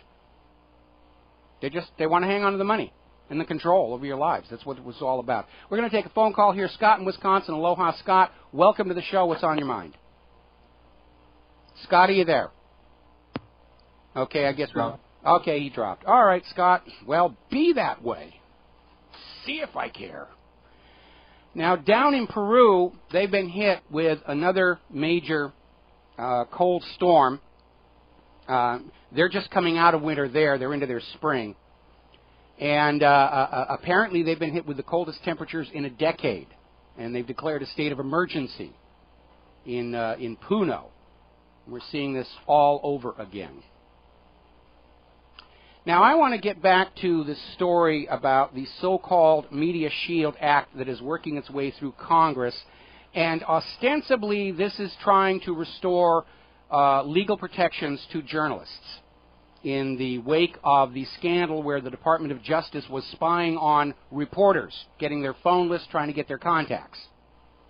The problem with this is that they're trying to make it selective. They're trying to arrogate to themselves the right to say who is a journalist and who is not. In other words, Dianne Feinstein is trying to turn the First Amendment right to freedom of speech into a special privilege bestowed by the government. The government gets to decide who a real journalist is. These multi-million-dollar salaried talking heads over at the networks, they're real journalists. You should listen to them. And those people working for pennies over there at Republic Broadcasting, they're not real journalists, so you shouldn't pay attention to them. And that is not the spirit of the First Amendment. The First Amendment grants to every single American an equal right to speak out against the wrongdoing of the government and not be interfered with. We've got to take a break for commercials. Aloha, America. Welcome back to the show here. We're going to go back to the phone. Scott in Wisconsin is back. Welcome. Aloha. What's on your mind? Hey, Mike. How you doing, brother? Just checking in with you. You know, Mike, when you were talking about that new quantizing debt that they came out with, I laughed. I have to laugh. Mike, it's the hot air balloon. You're exactly right. There's nothing to back it. And what you got to understand is the furry market is a hot air balloon. Mm-hmm. And what they just did today was take the tire pump out to the tire, which was low on air, to pump it back up a little bit higher. You got to laugh, Mike, because this is a situation that it's like a record player. It goes round and round and round and round, quantizing 1, 2, 3. And yet we're going farther in debt, and yet the American people are waking up. So all they did was turn the heat up on the helium balloon today because there's nothing to back it. It's fascism, like you were saying. Mm-hmm. And I wasn't surprised that they come out early like this to say this and that. So, but I just wanted to call in and say that. And if you want to comment, thanks a lot for taking my call, Mikey, and God bless. All right, you got it. Well, like I mentioned many times in the past, the stock market has become dependent. Wall Street's become dependent on this constant cash infusion. It was adopted as an emergency measure. Now they're addicted. They can't stop. Every time they talk about taper, the market starts to decline. And the fact that it shot up so much following the Federal Reserve announcement only underscores how dependent the illusion of prosperity on the stock market is on that constant cash infusion of $85 billion a month. And every time the Federal Reserve creates that new money out of thin air, it is taking real purchasing power away from you, the American people, by inflating away the value of the money you already worked for and put in your pocket. You do not have control over the value of your money. Now, when this nation was started, the dollar was a weight measure of silver. And once that silver was in your pocket, there was nothing the government or the banks could do to change its value. You had control over the value of the money that you worked for and earned, and they couldn't change it. With the arrival of the Federal Reserve and the Federal Reserve notes and the end of silver or gold-backed money, the value of your dollar is what the government and the bankers decide it is. You've lost the freedom to hang on to the value of the money that you already worked for. And again, the size of the uplift on the stock market, led by the Wall Street financial issues, only underscores how dependent on that continued flow of instantly created cash Wall Street has become. They're hooked now. They can't stop. So we're going to be heading into Zimbabwe territory here pretty soon with paper notes that say $100 trillion on there. And it's just a piece of paper with ink all over it. All right, we're going to take a call. Rob in Minnesota. Aloha, Rob. Welcome to the show. What's on your mind? Hi, Mike. Thanks for taking my call. I'd like to revisit the climate change issue if I could. Mm-hmm. I'm in Minnesota, a small college town on the river, and so the last 2 weeks I went to 2 different events. And one was put on by a probably not so well-known author, Paul Loeb. He had a book called Soul of the Citizen, and he talks about community activism. And peppered through his whole thing was climate change. And, there wasn't anybody really going against it, but you could kind of see everybody kind of nodding their heads. And then, of course, as soon as he was out, he had a kind of a question and answer, and not many people ask questions, and I didn't feel like nailing them too bad. So I took I did ask a question, but it was something different. But pretty much all the students just got up and left right away. Well, I mean, look at the schools are pushing this in their curriculum. I mean, it's not just the Second Amendment they're rewriting. The schools are pushing climate change. It's your fault. They're trying to brainwash the kids into going along with this idea that we have to live under a global environmental authority and we have to reduce our lifestyle to save the planet Earth. We're seeing all these shows coming out of National Geographic, Science Channel, Discovery, Scientific American. They've been pounding this thing as hard as they can, and a lot of people bought into it. But, of course, here we are some 10, 12 years into this whole global warming hysteria, and people are looking around and realizing the winters are getting colder and harder, and all the prognostications of these so-called experts didn't work out. And now they're trying to scramble and say, well, yeah, I guess it didn't happen, but we still are convinced it's happening. You know, and we've been through this before, time and again, you know, global warming, global cooling. Back in the 70s and 80s, they were warning about a new ice age. They don't really know. Now, the fact that... if I could squeeze in here. Yeah. Last week, then I went to a second event, and it was a movie put out by 350.org called Do the Math. And, you know, they're pushing the global warming thing, but the thing I found interesting is that it's a common enemy for us. And they were, you know, going after big oil, and, you know, he's cracking jokes about BP and oil spill, not really jokes, but, you know, stuff. I mean, the guy was engaging. And so at the end of it, I kind of sat around and saw who some of the organizers were, and instead of, you know, going up and challenging them and saying, you know, I don't believe in global warming, I just went up and said, you know, when I first started coming to this city, you know, in 74, you know, I'd take the drive along the river, and we never saw any bald eagles. And because of the book Silent Spring, you know, the environmental groups got active, and, you know, now the Eagles have made a spectacular comeback. I see them every day.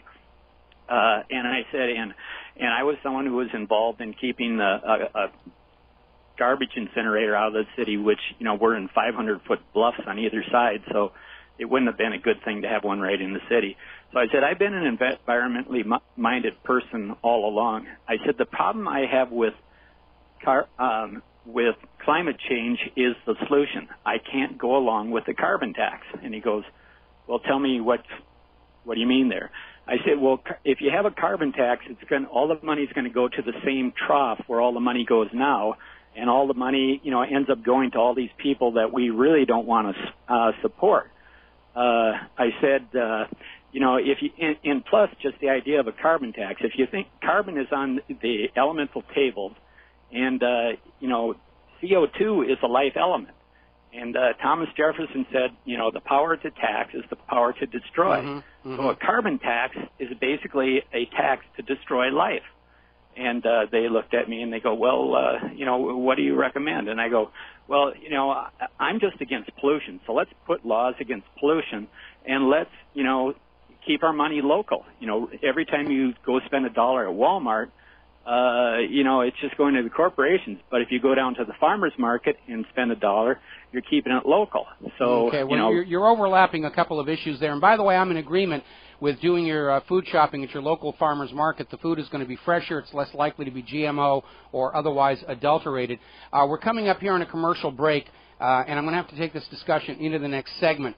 But the fact of the matter is that climate is always changing, always has, always will. This idea of a stable balance of nature is a wonderful romantic notion. It does not exist.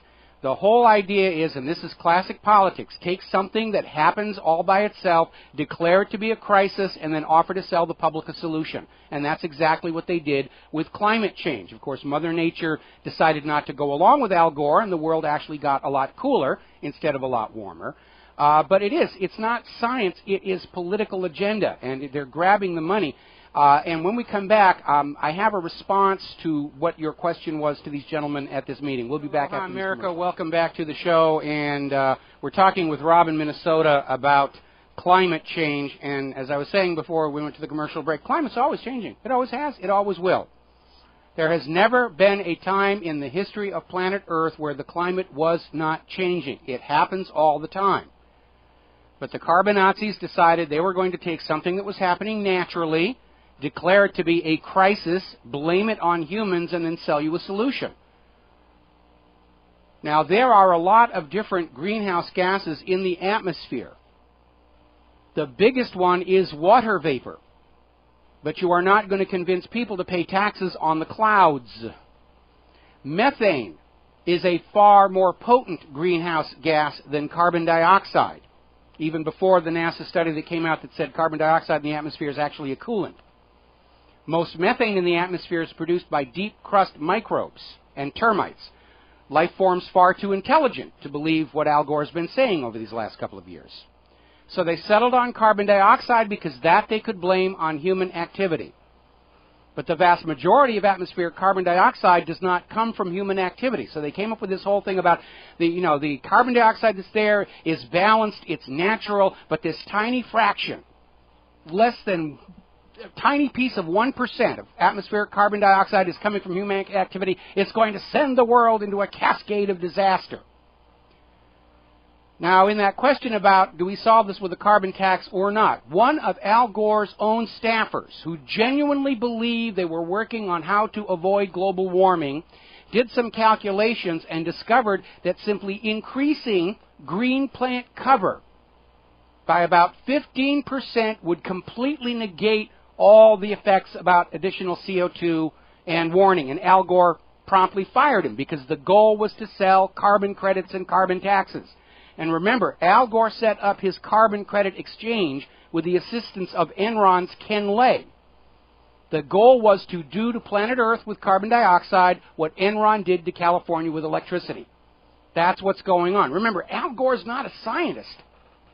He's a politician. He didn't even get good grades in his science classes when he went to college. We've got Al Gore on videotape saying the temperature of the Earth's core is millions of degrees. And it isn't. He's a goofball.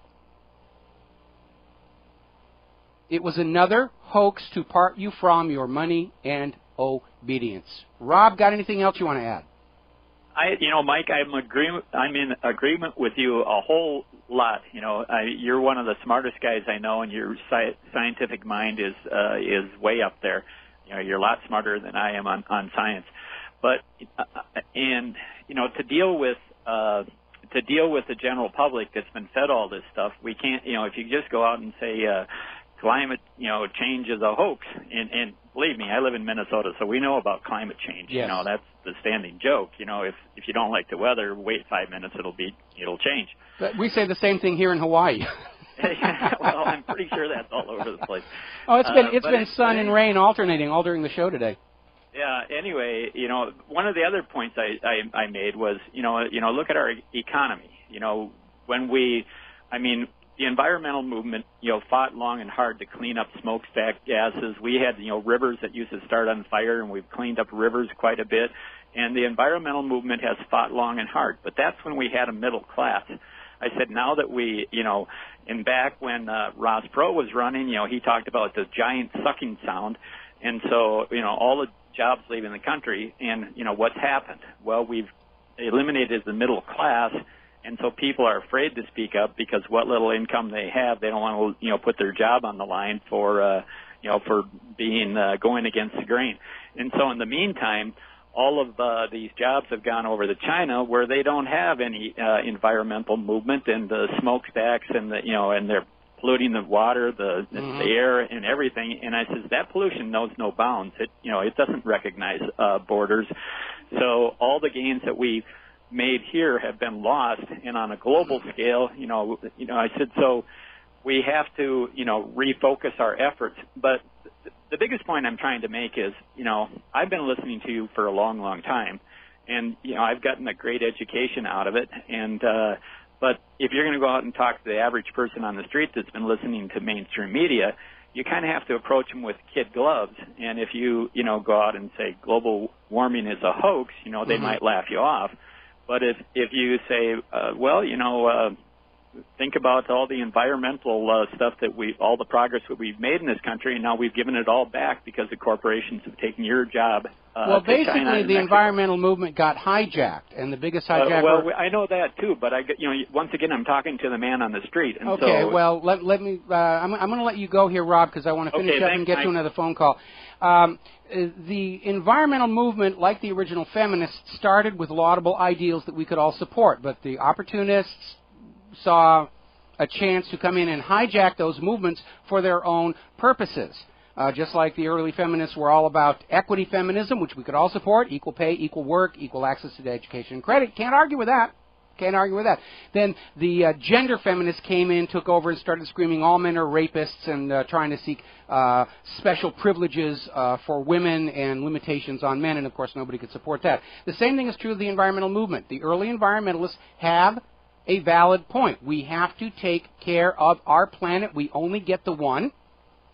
But then it got seized on by opportunists who said, hey, I can use this to advance my political power or to extract wealth from the masses. The biggest abuser of all, of course, was Richard Nixon when he formed the EPA, ostensibly to protect the nation's environment, but in actuality to grab huge chunks of public land to use as collateral for government borrowing. And the same thing is true with Al Gore. Oh, everybody loves the environment and they love the earth. Let's come up with a villain that we can blame on people. I know it'll be carbon dioxide. And they were off and running, and they spent millions and millions of dollars selling this to you, the American people. And I agree with Rob that when you're talking to the uninitiated and the media brainwashed, that you have to be gentle about it. You can't shove them across that bridge. You have to stand on the opposite side and beckon them forward. And you usually start with something simple that they can understand. 10 years ago, the global warming movement said snow was going to be a thing of the past. Here we are. We've had 4 or 5 record-setting winters, and it looks like we're going to get another one. And again, I think right now the mental climate, if you will, of the American people is very different. They'd sort of grudgingly admitted they got lied to about Saddam's nuclear weapons. Now with this very bogus claim about Assad and gas weapons, Americans are now finally blinking the sleep out of their eyes and realizing this government lies about everything. Why not about global warming? Especially when deliberate fraud has already been demonstrated, and the dire warnings of what was going to happen if we didn't buy their carbon credits have not come to pass. It's, anybody who says, oh, there's no such thing as a giant conspiracy against the people, we've got one right here.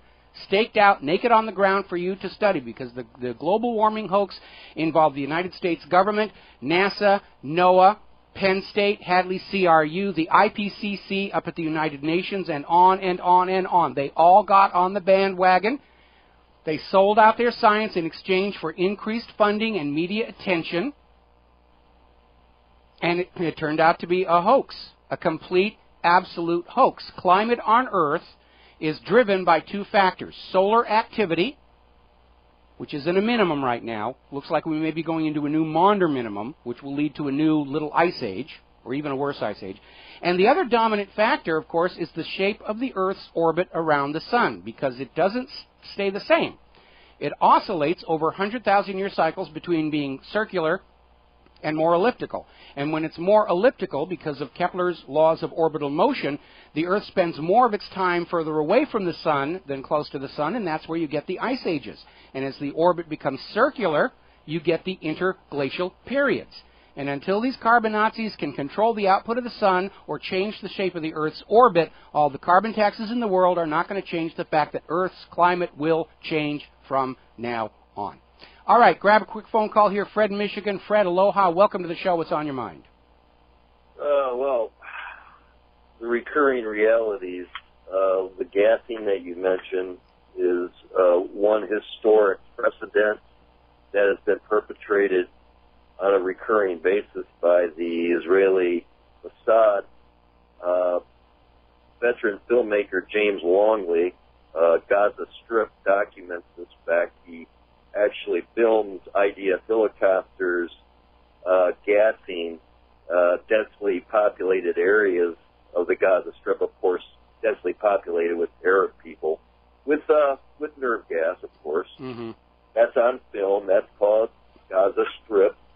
And then, of course, most people, I'm sure, in the audience have never heard this, but they can read it, as I did, in a book. Oh, I hear the music. Yeah, we're going to have to take a break for commercials. Thank you very much. We're going to let you go here, and I'm going to be back with our last segment. Welcome back to the show. And following on the story that we reported earlier, where this high school textbook literally rewrote the Second Amendment to brainwash our children into thinking they're not allowed to have guns unless they are in some kind of government-controlled militia, which is not what the Second Amendment says, and the Supreme Court has already ruled on this.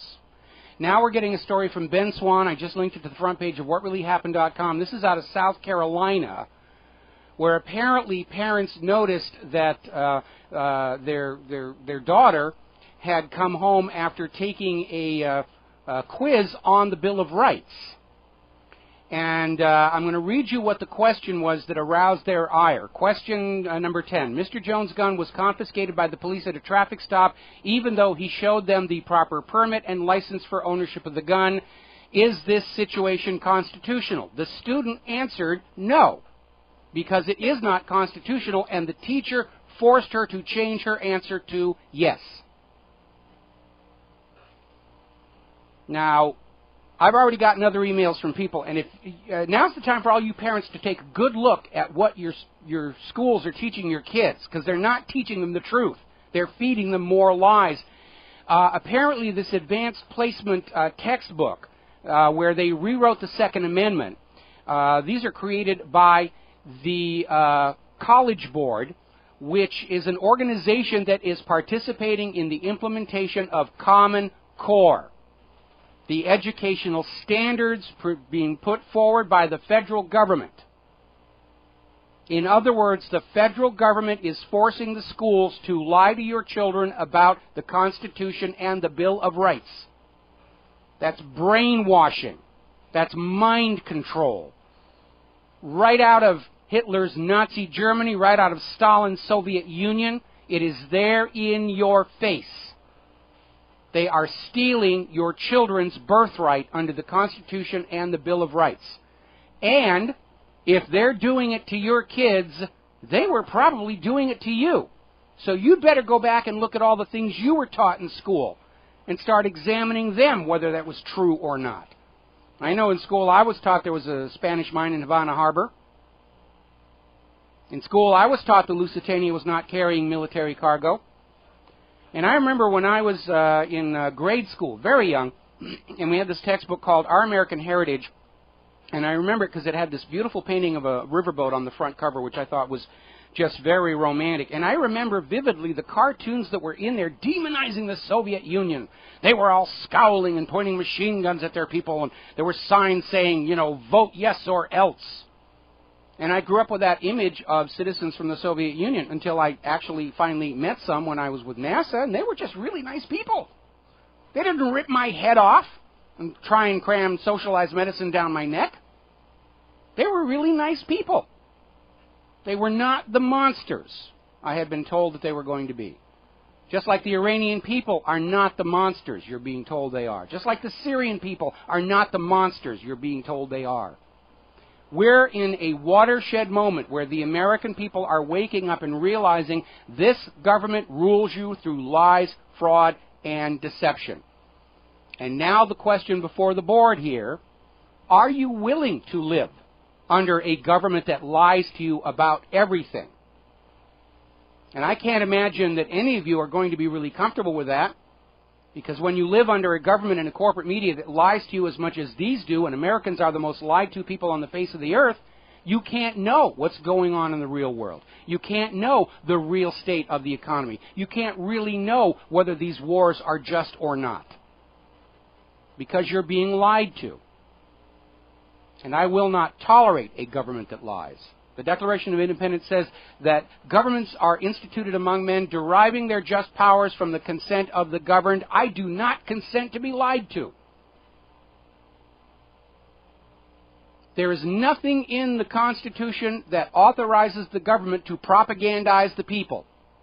It's not in there. When this government lies to you about Assad's gas, about Saddam's nukes, about human-caused global warming, they are acting illegally and unconstitutionally, and at that moment they cease to be the legitimate government of this nation. I will have a truthful government or I will have no government at all. It comes down to that. Because I am sick and tired of all the lies. And I don't believe them any longer, and neither do you. And so it's going to come down to that personal choice. Are you willing to put up with this? More to the point, are you willing to leave your children to a government that will lie to them, to trick them into wars, to trick them out of money and obedience, to blind them to what the world really is, to hold them prisoners? We're in a real-life version of the movie Matrix. The government and the corporate media have crafted this very expensive, complicated illusion around us to turn us into their slaves, so that our labor is siphoned off to power their wealth and their wars of conquest. It's time to take that red pill. And most people are. And they know it. That's why we've got the, Kerry's out there saying, oh, this gosh darn internet making it impossible to govern the people. Well, governance in its original definition was a mechanism that acted only when it needed to, like the spin governor on a steam engine. As long as the steam engine's running normally, you don't do anything. It's only when it overspeeds that the governor comes into play. But these days in Washington, D.C., governance means control of everything in absolute tyrannical fashion. We used to live in a country where you could pretty much do what you want until the government said, you shouldn't do this. Now we live in a country where you need permission from the government to do anything at all. And we're seeing these stories about how the public education system funded by your tax dollars is being used to steal from your children their birthright under the Bill of Rights. They are lying to your children about what the Second Amendment actually says. They're lying to your children about the constitutionality of police confiscation of law-abiding citizens' guns. We are in Stasi territory here. We're in KGB territory here. The Americans who went to their graves in World War I and World War II thought they were opposing governments who treated their people as property. And it is an insult to the memory of those who made that ultimate sacrifice to see the United States acting just like those nations that were invaded and conquered. It's time to make that decision. And it's time to talk about this with your friends and neighbors. Are you willing to live with a government that lies to you at all, let alone constantly? Because you got to make that choice and be prepared to live with the consequences of that choice. If you say, yeah, I'm okay with the government lying to you, your life is no longer your own. Because the government's going to go on telling you whatever they think is going to get you to do what they want you to do. There's no freedom of choice there. There's no freedom at all when you're ruled with lies, fraud, and deception. They'll just tell you whatever it takes to get you to choose of your own free will to do what they want you to do. Throw your children onto the Syrian bayonets. Throw your children onto the Iranian bayonets. Throw your children onto the Russian and Chinese bayonets. Go on surrendering what little is left of your wealth so they can prop up Wall Street. Has this government shown any indication of changing its behavior toward the American people over the last 20 years? I haven't seen it. It's gotten worse. Constant NSA spying on us all. Harassment. Department of Homeland Security harassing peaceful protesters. Firing tear gas canisters right at the heads of Occupy Wall Street protesters. Infiltration, subversion, sabotage, COINTELPRO on steroids. Is that the kind of nation you want to leave to your children? We are at a crisis point right now. And a global nuclear war is our worst case scenario. And the war hawks still want it. All right. I hear the music. It's time to get out of here. We will be back here tomorrow on Thursday on the Republic Broadcasting Network. And one more reminder that the Republic Broadcasting fundraising drive is continuing. Please go to republicbroadcasting.org, hit that little donate button, or even better, go over to Republic Trading Group, buy your physical silver and gold from them. They'll give you a good deal, and a portion of those sales proceeds go to fund our network. Please share what you know with everyone you know. Call those congressional and White House comment lines and say, we know you're lying. Cut it out. No more wars. We'll be back tomorrow. Aloha, America.